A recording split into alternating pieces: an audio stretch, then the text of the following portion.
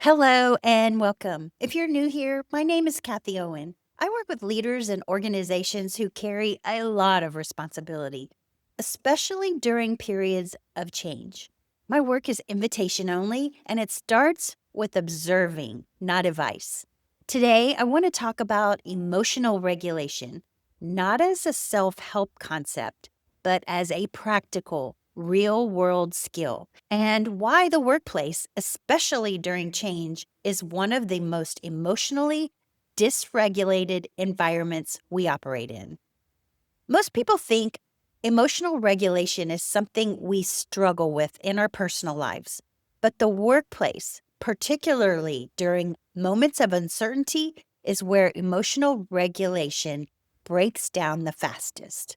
Why? Because people aren't just worried about performance, they're worried about their role, their identity, their income, their future.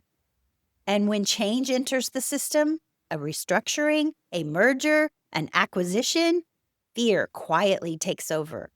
Not always loudly, often subtly. Let me give you a simple example.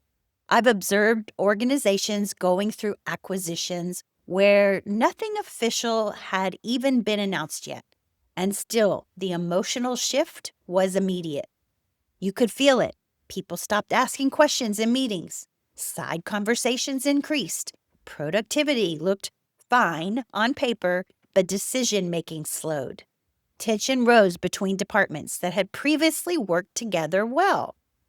And underneath all of it was the same unspoken question: am I going to lose my job? Here's the important part: that question isn't irrational, it's human. And when it goes unregulated, it drives behavior. People cling, people posture, people disengage, people make decisions from fear instead of clarity. One of the most interesting things I see when people begin to emotionally regulate during change is this: they gain choice. Instead of spiraling around, what if I lose my job? What if everything changes? What if this gets worse? They begin asking better questions. Is this environment still aligned for me? Does this acquisition strengthen the company or expose its weaknesses? What do I want next? Sometimes clarity leads to staying. Sometimes clarity leads to leaving. But clarity only shows up after regulation. This is why I study professional athletes. Professional football season is in the middle of playoffs right now. And the playoff games were actually a perfect example. The game was tight. The outcome could have gone either way, down to the final minute. And when the game ended, the camera did what it always does. It went straight to the losing quarterback. National television, season over, months of preparation finished in one moment. And what I watched closely wasn't the score, it was his face. You could see the disappointment, you could see the weight of it, and you could also see composure. He didn't unravel, he didn't leash out, he didn't collapse in the moment where millions of people were watching. That's emotional regulation, not the absence of emotion, but containment of it. Professional athletes understand something most workplaces avoid acknowledging. Your season can end at any time: an injury, a loss, a trade, an off year. And the fact you even make it to the playoffs is, in itself, an accomplishment. Because not every team is going to win. And that's not pessimism, that's reality. And reality is something emotionally regulated people can face. Now, does that mean you don't feel it?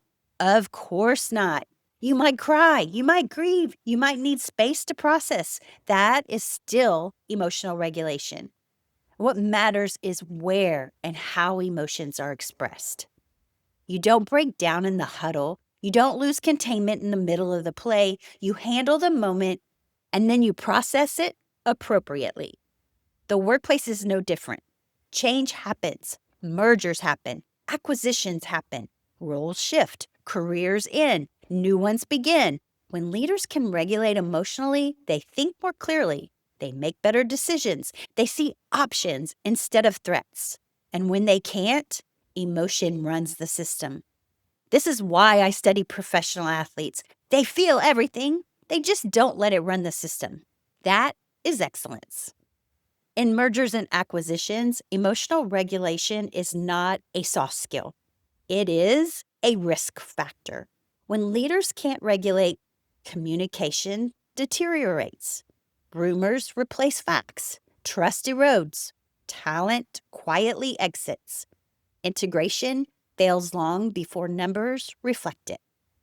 When leaders can regulate, clarity improves, decisions stabilize, teams adapt faster, people make aligned choices instead of reactive ones. This is often where I come in, not to calm people down, but to observe where pressure is leaking and help contain it. Emotional regulation is not about being calm all the time. It's about noticing when fear is driving behavior.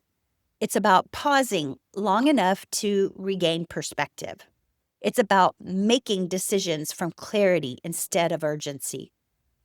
When regulation improves, leaders can see more clearly. They can see whether an acquisition is healthy. They can see whether a culture will survive integration. And they can see whether staying is aligned or leaving is the right move. The workplace doesn't need more motivational language during change. It needs containment. It needs clarity. It needs leaders who can hold pressure without leaking it into the system. I've written a deeper case study on emotional regulation in the workplace, particularly during mergers and acquisitions. And you'll find that blog post linked in the show notes and description below. And if you're operating inside an organization where change is creating uncertainty, my consulting work is invitation only and begins with an observation, not advice. All right, that's my episode for today. I trust that you found it helpful. And if you know someone who can benefit from this, please share it with them. And thank you for being here. Until next time, I will see you next time.